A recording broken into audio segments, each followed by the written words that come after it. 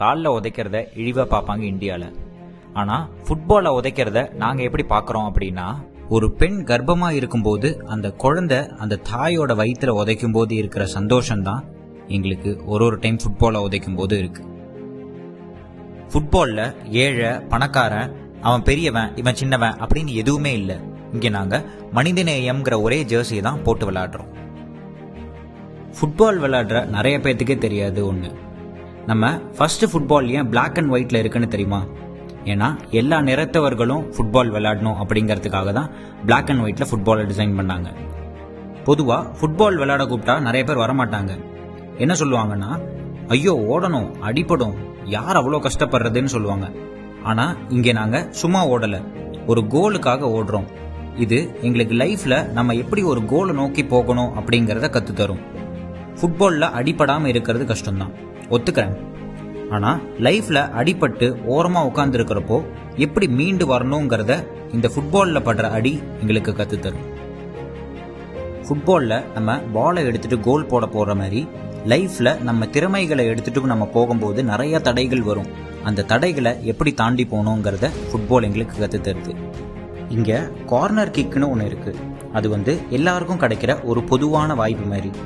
யார் அதை கரெக்டான டைமில் பயன்படுத்துகிறாங்கன்னு இருக்குது.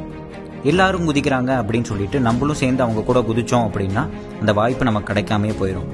இதே மாதிரி லைஃப்பில் ஒரு வாய்ப்பு கிடைக்கும் போது அதை எப்படி கரெக்ட் டைமில் பயன்படுத்தணும், நம்ம டைம் வர வரைக்கும் எவ்வளோ பொறுமையாக இருக்கணுங்கிறத சொல்லித்தருது எங்கள் ஃபுட்பால். இங்கே ஃப்ரீ கிக்னு ஒன்று கிடைக்கும். அதாவது நம்ம கோலை அச்சீவ் பண்ணுறதுக்கு கிடைச்ச ஒரு நல்ல வாய்ப்பு. இங்கே நம்ம ஜெயிக்கக்கூடாதுன்னு ஒரு கூட்டம் நெகட்டிவாக பேசுகிறவங்க வால் மாரி நிற்பாங்க. நம்ம அவங்கள பார்க்காம அவங்கள தாண்டி நம்ம கோலை பார்த்து அடித்தா அது நம்ம வெற்றிக்கான அடியாக இருக்கும். அப்படி அடித்தக்கப்புறம் நம்மளை திரும்பி பார்க்க வைக்கும் இந்த ஃபுட்பால். எல்லாருமே நினைப்பாங்க பெனால்ட்டி தான் ஈஸியானது, ஈஸியாக கோல் அடிச்சிடலாம் அப்படின்னு நினைப்பாங்க. ஆனால் இங்கே பொறுமையும் கவனமும் ரொம்பவே தேவை. அப்போதான் கோல்னு ஒன்று அடிக்க முடியும், இல்லைனா கடைசி வர போராடி விட்ட கதை தான். இதே மாதிரி நமக்கு லைஃப்பில் கிடைச்ச வாய்ப்பை எப்படி கவனமாக பொறுமையாக நிதானமாக பண்ணுங்கிறத சொல்லுது எங்கள் ஃபுட்பால்.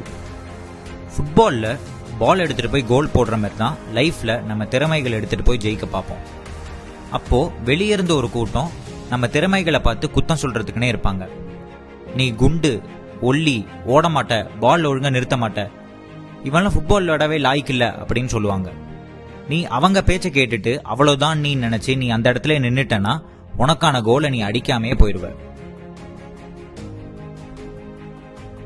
அப்போ இன்னொருத்தங்க நம்மளை பற்றி சொல்கிறாங்கன்னா அதை எடுத்துக்க கூடாதா அப்படின்னா அப்படி கிடையாது. நம்ம திறமைகளை பற்றி இன்னொருத்தங்க சொல்கிறாங்கன்னா அது எந்த அளவுக்கு உண்மையானதுங்கிறத ஒரு நிமிஷம் நம்ம வேலிடேட் பண்ணி பார்க்கணும். நம்மள நிறைய பேர் பார்த்தீங்கன்னா இன்னொருத்தங்க நம்ம திறமைகளை பற்றி ஏதாச்சும் ஒன்று சொல்லிட்டாங்க அப்படின்னா அந்த திறமைகளை அப்படியே விட்டுடுறோம், அந்த திறமைகளும் அப்படியே மறையுது.